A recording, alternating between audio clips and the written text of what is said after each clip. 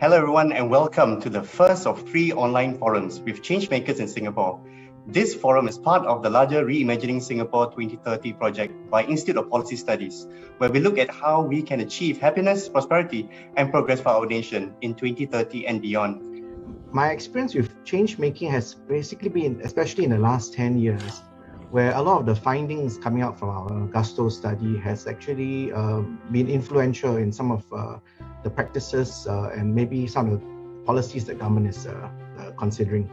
So I find that when trying to make change, it's not about like shouting loud, see who shouts the loudest, or makes the most noise. You've got to convince them with, from my point of view, as academic data, evidence, and reason. So as you said, we've managed to do that in the early childhood space because our study is around mothers and the children that they give birth to that we've been following up for the last 10 years. So this is the Gusto study. It's a study where we're following up 1,200 families from the time the mothers were in the first trimester of pregnancy. And we've been following them up ever since then. And the children will turn 12 years old in November this year, the oldest child. Right. So basically a decade of work. There are 2 key findings I can use as examples of how our evidence has influenced thinking in Singapore.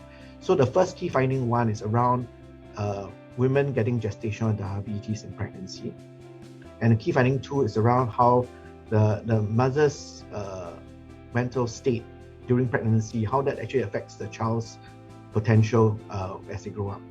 So all credit, now within a 4-year time frame, less than 4-year time frame, our research publication had turned into a government policy.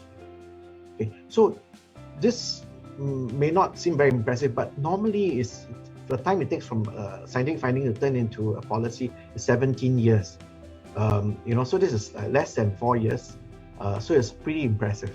Okay, so that's one example of a fast reaction by the Singapore government of in changing policy. Next is around the mother's mental health during pregnancy. So basically 40% of women who are pregnant in our study have very high levels of depressive symptoms.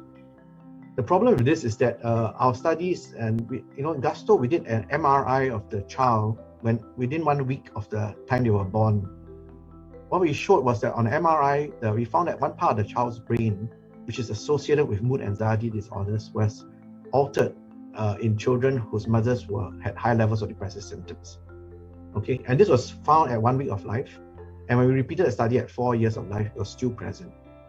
So, basically, we published that first study on MRI in 2013, and last Friday we launched the Child Center, which I'll tell you more about shortly, which basically aims to help to pick up children who might have difficulties, and we're not talking about children with a real disease, but basically children who can benefit from further and learning before they start school, so that they can be happier and cope better when they enter primary 1.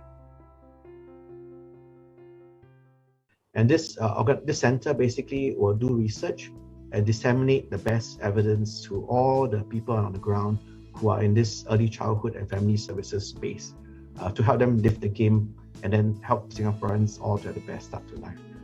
So this is just an example of how as an academic, I've managed to, our team have managed to influence government practice and policy.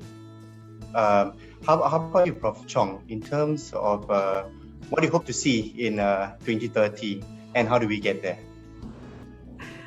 Just 3 points. I think the 3 trends that I think that's going to change things over the next decade will be, number 1, I think the fast aging population.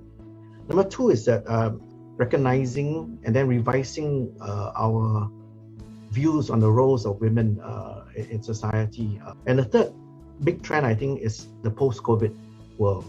COVID has, accelerated a lot of change. And I think it's the impetus is on us to make sure that we examine this idea fully and not go back to where we were before COVID, but to, take the expensive lesson that COVID has taught us to really move on, drop things that are not working and find things that will work better for everybody.